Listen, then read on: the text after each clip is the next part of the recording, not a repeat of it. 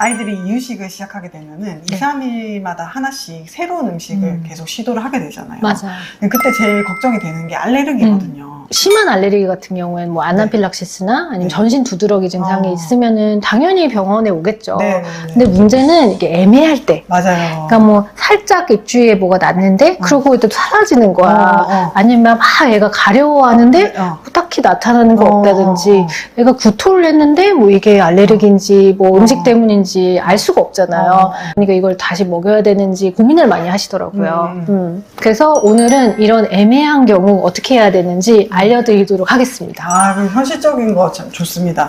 일단 제일 중요한 건 하지 말아야 될 거잖아요. 저도 이제 많이 배웠으니까 아는데 이유식을 하면서 아이가 애매한 반응을 보였을 때 절대 하지 말아야 되는 거는 바로 이유식을 중단하는 거. 그렇죠. 보호자가 판단해서 그냥 중단해버리는 경우가 많아요. 사실은 이유식 때문일 수도 있고 아닐 수도 있는데 이유식을 시작하는 즈음에 어떤 증상이 보였는데 그것 때문에 바로 이유식을 중단하거나 그거는 안 먹여버리거나 그걸 아예 제외시켜버리거나 이렇게 되는 걸 하지 말라고 예전에 좀 배웠던 기억이 나거든요. 그러면은 사실 이게 알레르기 반응인지 아닌지 확실하지 않은 상태에서 그 식품군을 제외를 해버리게 되니까 오히려 아이가 발달을 하고 커야 되는데 영양 불균형을 초래할 수 있는 가능성이 있다. 그렇기 때문에 무조건적으로 중단하는 것은 옳지 않다. 맞아요. 근데 매번 병원에 그거 가지고 물어보러 갈 수도 없죠. 그래서 그럴 때 어떻게 해야 되는지 알려드리겠습니다.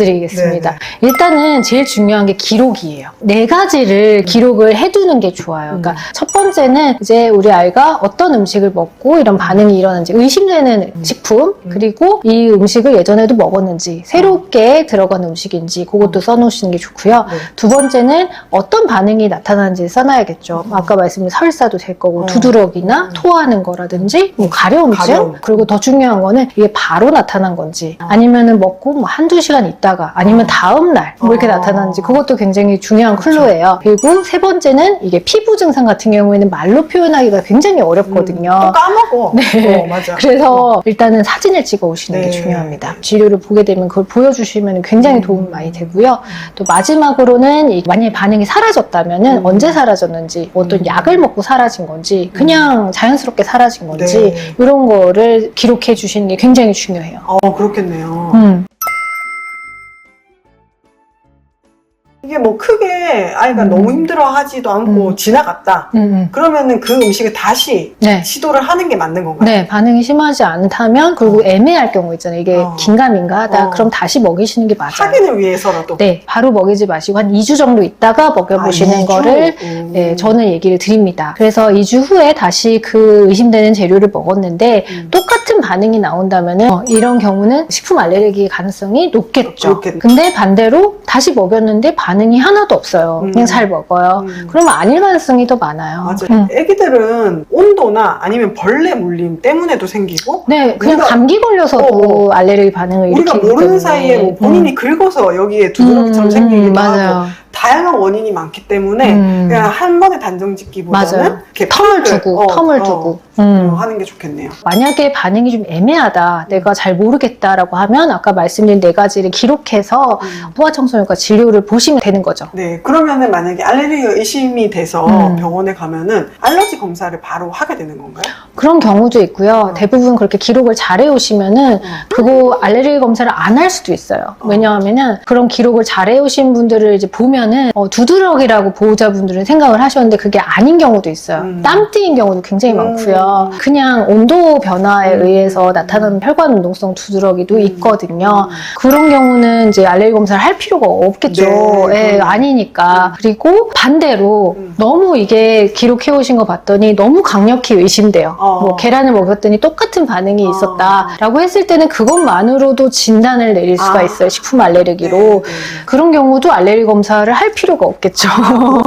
정말 그 기록을 하는 게 아이에게 큰 도움이 되겠어요. 불필요하게 검사를 할 필요도 없어지고 그렇죠. 또 검사를 하면 아이도 힘들잖아요. 그렇죠. 그리고 어떤 검사를 해야 되는지도 그걸 보고 네. 좀 의사가 판단을 할 수 있기 때문에 더 도움이 되는 거죠. 두 번 그렇구나. 검사를 안 하게 되는 거니까. 근데 이제 한두 번 알레르기를 겪거나 혹은 음. 본인이 좀 알레르기가 있었던 분들은 일부러 좀 맞아요. 알레르기가 많다고 유명한 그 그죠. 음식들을 네. 일부러 좀 늦게 주시는 경향도 있는 것 많이 같아요. 있어요. 그래서 뭐 계란 알레르기 같은 경우도 좀 생길까봐. 생길까봐 좀 더 돌 지나고 준다든지. 형제 자매가 알레르기가 있는 경우도 굉장히 많이 회피를 하시고요. 네, 일부러 네. 아이가 뭐 아토피 피부염이 있다 그러면 괜히 먹이면 안 될 것 네, 같아서 네, 네. 뭐 밀가루 음식이라든지 뭐 이런 두부나 콩이나 뭐 계란 같은 경우에를 먹여도 되는 나이임에도 불구하고 안 먹이시는 분들이 많이 있어요. 굳이 뭐 이러면서. 네, 굳이 뭐 리스크를 감당을 안 하겠다는 거죠. 네,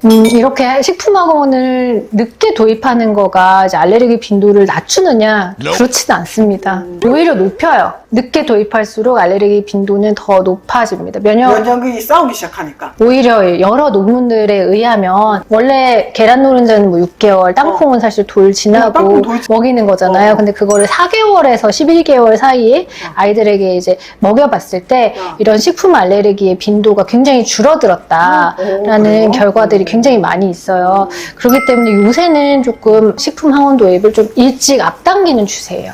그래서 우유 같은 경우에도 원래는 뭐 12개월 이후에 뭐 이렇게 먹였었는데 그거를 뭐 9개월로 이제 앞당기자 뭐 이런 얘기들도 있고 견과류도 다 돌전에 조금 더 먹여보는 걸로 좀 앞당기자 이렇게 의견들이 나오고 있는 추세이기 때문에 그렇다고 해서 일부러 막 땅콩을 빨리. 3개월에 먹이라는 거는 아니고요. 근데 현재 추세가 앞당기자는 추세인데 오히려 역행하면서 뒤로 갈 필요는 없다. 그럴 필요는 거죠. 없다. 설령 뭐 애가 아토피가 심하거나 네네. 뭐 가족력이 있거나 뭐 여러 가지 뭐 이유가 있다 하더라도 특별히 진단받거나 병원에서 권유한 사항이 아니라면은 늦출 필요는 없습니다. 네. 주변에서 굉장히 많이 얘기를 하거든요. 뭐 이건 먹이면 안 된다. 이거는 뭐 알레르기 생긴다. 이런 거에 이제 휘둘리지 않고 이번 영상을 보고 이제 중심을 딱 잡고 불필요하게 우리 아이한테 음식 제한을 안 하셨으면 좋겠습니다. 오늘도 좋은 말씀 감사했습니다. 다음에 또 봐요. 안녕.